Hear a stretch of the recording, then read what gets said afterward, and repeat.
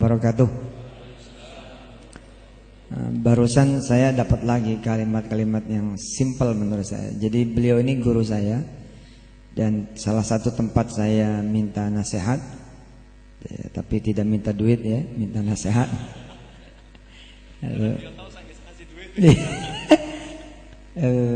Simple, kena langsung menohok, kalimatnya seperti kalam-kalamnya mengikuti ittiba sama Rasul. Ya, qasir tapi jami' gitu ya, qasar tapi jami', pendek tapi menyeluruh gitu. Ya tadi yang terakhir kan, udah jangan cari-cari apa tadi, ikut kata Allah aja apa tadi, jangan pengen Allah aja, cari ya kepengennya Allah saja gitu. Masya Allah itu.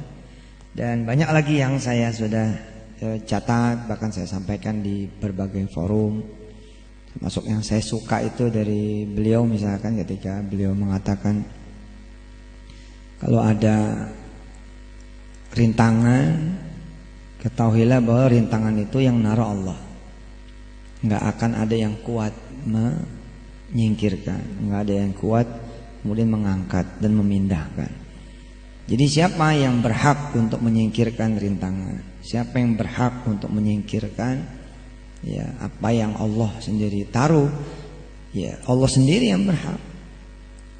Jadi minta saja sama Allah supaya Allah yang kemudian ya menyingkirkan. Masya Allah itu kena banget itu, benar ya.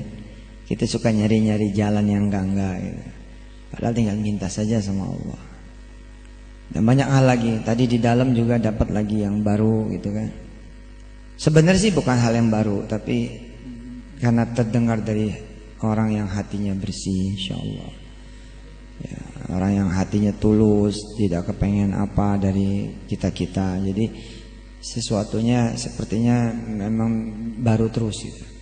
Apa yang beliau katakan tadi, sehat dari siapa? Dari Allah. Kaya dari siapa? Dari Allah. Kalau dari Allah percaya nggak itu baik? Percaya. Mau nggak? Mau. Iya. Terus ini pertanyaannya ngejebak ini. Nah kalau sakit dari Allah berarti kalau sehat dari Allah berarti sakit dari siapa? Ya dari Allah. Kalau kaya dari Allah, miskin dari siapa? Dari Allah. Nah, kalau sakit, miskin, mau nggak? Enggak. Padahal kata itu dari Allah gitu. Ya, ternyata apa yang dari Allah itu ya mesti baik gitu. Jadi jangan nyari apa yang kita mau, cari yang Allah mau. Kalau memang Allah mau begitu ya terima, ternyata itu baik. Wa ba'du, tadi juga saya melihat dan mendengar ada beliau dengan insya Allah bukannya kesombongan tapi karena ingin memberi motivasi, beliau menyampaikan salah satu riwayat kewalian itu. Jadi emang riwayat kewalian ini riwayat orang saleh, riwayat orang yang bertakwa. Isi buku ini sejauh yang saya dengan izin Allah itu memang sedikit membaca, memang rahasia para wali itu adalah yang ngajar ini Allah. Jalannya adalah ketakwaan. Wattaqullah wa yu'allimukumullah. Bertakwalah kepada Allah, nanti Allah yang akan mengajarkan kamu. Ini luar biasa. Jadi beliau bilang, Ustaz, ada A, B, C, dan D, ketemunya jam 00:01. Ya, dan itu belum ada kelihatannya di dunia, tinggal dimatiin doang, di disable. Dia menyebut sesuatu yang harusnya bukan faknya beliau. Nah, saya rasa itu terjadi karena ada ketakwaan yang menjadi jalan atau wasilah pengajaran dari Allah Subhanahu wa taala. Nah, ini membuka satu pintu yang gampang akhirnya sebenarnya. Karena pintu ketakwaan ini pada dasarnya diberikan kesempatan ini kepada siapapun yang mau. Karena dari awal kan Allah sudah mengatakan zalikal kitabu la raiba fihi hudal lil muttaqin. Nah, dengan kita kemudian bertakwa, ya kita diajarin langsung oleh Allah. Dan saya pribadi gitu ya melihat para waliullah ini memang punya hubungan yang spesial gitu dengan Allah Subhanahu wa taala. Jadi seperti dibukakan saja. Dibukain saja ilmu-ilmu apa yang memang tidak ada. Ya, Guru Mansur termasuk orang yang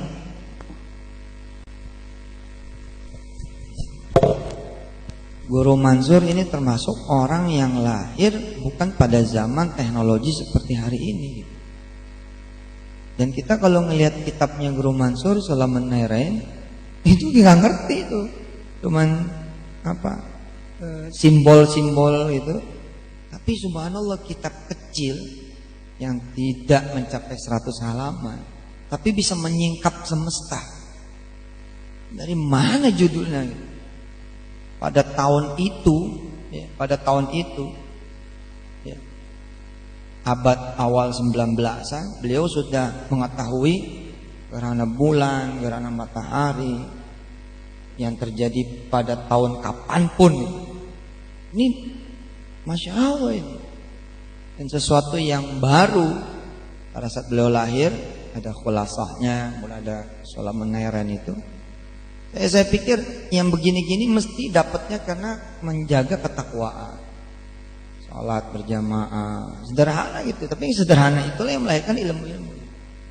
Hari ini kemampuan saya membangun hotel misalnya, secara makro, insya Allah sama dengan orang-orang yang belajar hotel. Hari ini pengetahuan saya tentang dunia fintech, financial technology, payment gateway, ya, financial inclusion dan lain sebagainya, insya Allah sosok lah bisa sama gitu.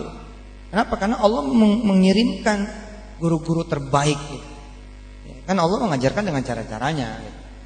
Ada murid ikhlas benar, nggak dapat halaqah, setiap halaqah ketinggalan terus, setiap halaqah kemudian terlambat terus karena satu dan lain hal, kurang guru, kebanyakan murid. Tapi orang tuanya ikhlas.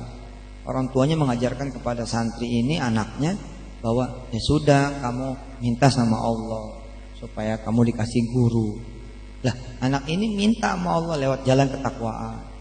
Di antara jalan ketakwaan itu enggak marah-marah, sabar, ikhlas, menerima, dan tetap mendoakan.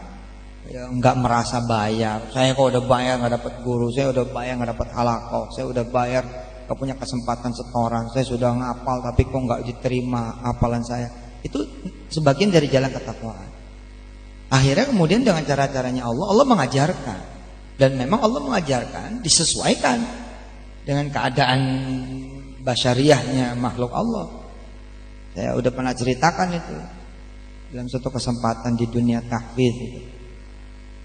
Lagi ngapal, kemudian ada tukang sapu gitu, ngadem, terus dia bilang sama si anak ini, bacaanmu salah nak gitu.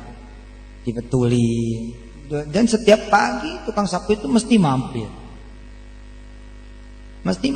kemudian anak ini mesti dibetulin. Misalkan salah baca, wa maghanima katsiratan ta'khudunaha, dibetulin mas tukang sapu, bukan ta'khudunaha, ya'khudunaha. Oh, salah baca. Sementara bisa jadi pada saat si santri ini kemudian ya menerima pembetulan, perbaikan dari si tukang sapu ini, tidak ada yang bisa melihat peristiwa ini. La ya'riful wali illal wali. Ya, ternyata yang Allah kirimkan adalah kekasihnya pada energi ya, pada saat konstanta energinya itu memang di level yang tidak level manusia. Sampai kemudian selesai, nggak ketemu lagi tuh tukang sapunya, karena udah beres tugasnya gitu. Jadi seperti itu. Saya pernah suatu saat ada orang datang ke saya, terus minta izin mijitin saya. Saya senang dipijit. Ada orang datang nawarin pijitan, saya senang benar. Ini kelak melahirkan one day one ayat dengan izin Allah Subhanahu wa taala. Ketika saya sudah mempersilahkan beliau kemudian memijit saya, beliau bercerita, saya hafal Quran semua. Saya bilang, kalau hafal Quran bapak lebih tua dari saya. Jangan mijitin saya. Enggak, memang saya harus mijitin Ustaz. Kenapa? Supaya nggak bisa lari katanya. Iya, bisa nih. Bener juga. Jadi dengan dia pegangin saya itu, saya nggak lari. Konsentrasi penuh. Terus dia bilang bahwa bawalah Al-Quran buat semua orang, karena enggak semua orang bisa ngapal Al-Quran seperti para santri-santri umumnya. Terus bagaimana saya bilang caranya? Ya, satu ayat. Nah yang begini ini, saya tanya nomor teleponnya, gak punya telepon. Tanya alamatnya, nanti kapan saya kemari lagi, gitu. Kita meyakini yang begini-gini ini adalah wa yu'allimukumullah. Inilah cara Allah mengajar. Lahirlah kemudian one day one ayat, satu hari satu ayat. Emang dari mana gagasan one day one ayat? Emang datangnya dari kita. Kita siapa sih? Yang gini-gini. Bisa jadi nanti kita berdua akan belajar dengan salah satu santri di Raudhah, bila mana ketakwaan para santri mungkin melebihi kita. Pada saat derajatnya melebihi kita. Bisa jadi kemudian kita akan bertanya kepada beliau karena dia sudah diajarkan oleh Allah Subhanahu wa taala apa-apa yang kita tidak mengetahui. Nah, kitab ini subhanallah, dan ini gua menunjukkan salah satu kelebihan lagi guru kita Habib Novel. Ya, ini kemampuannya menerjemahkan, kemampuannya berbahasa Arab dalam keadaan riwayat yang tidak saya ketahui dari mana nyantrennya, di mana kuliah. Enggak jelas, ini orang enggak jelas. Enggak ada CV-nya, enggak ada gitu. Pertama kali saya mengenal beliau ketika masih di MNC zaman dulu, dan kemudian ketemu, saya bilang, orang luar biasa ya bahasa Arabnya, gimana gitu. Ternyata nempel sama orang saleh, Habib Anis gitu kan. Yang gitu-gitu kan sekleterannya nempel gitu. Nah, ini luar biasa. Bersyukur Bapak Ibu semua bisa mendengar dari beliau. Kita doakan beliau mudah-mudahan panjang umurnya, bertambah istrinya.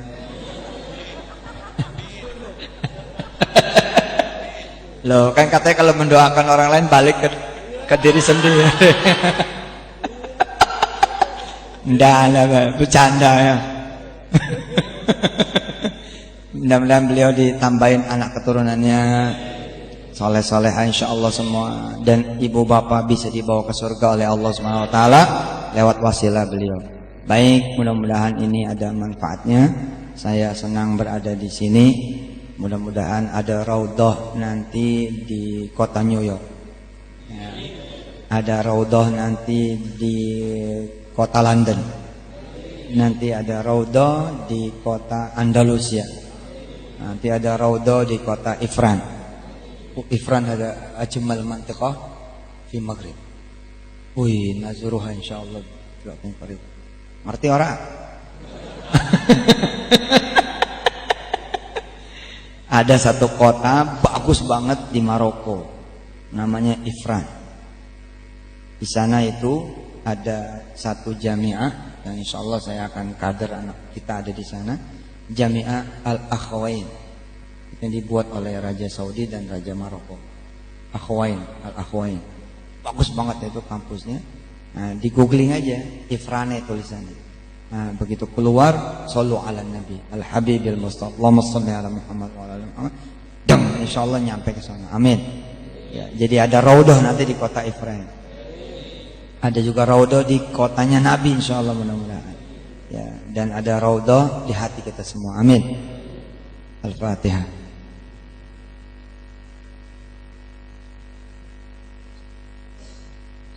Siratal ladzina an'amta 'alaihim. Baik, ada pertanyaan? Enggak ada? Yang sana ada pertanyaan? Enggak ada. Baik, di sana? Enggak ada juga? Baik, kalau enggak ada kita waktunya buat makan malam. Ya. Assalamualaikum warahmatullahi wabarakatuh. Jazakallahu khair Ustaz. Ya, alhamdulillah enggak ada yang nanya, kalau ada juga enggak ada pokoknya. Enggak ada juga enggak ada. Alhamdulillah ya. Jadi inti dari malam hari ini yang paling besar buat saya, rasa kangen beliau ke saya.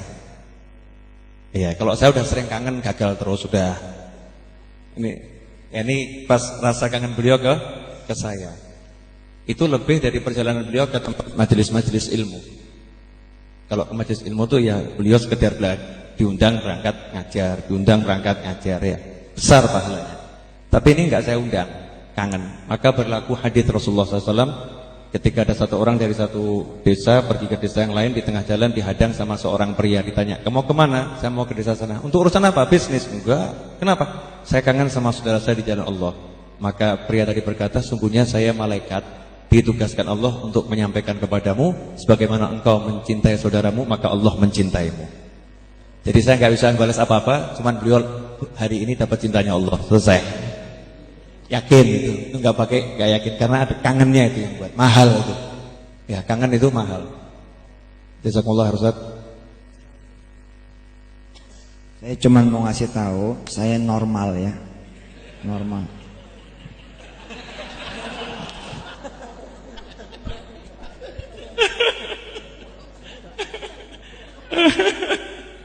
Masya Allah. Ya beliau normal. Alhamdulillah. Insyaallah barakah. Mari kita tutup dengan doa biasa kita baca. Allahumma salli wa sallim ala Sayyidina Muhammadin miftahi babi rahmatillah.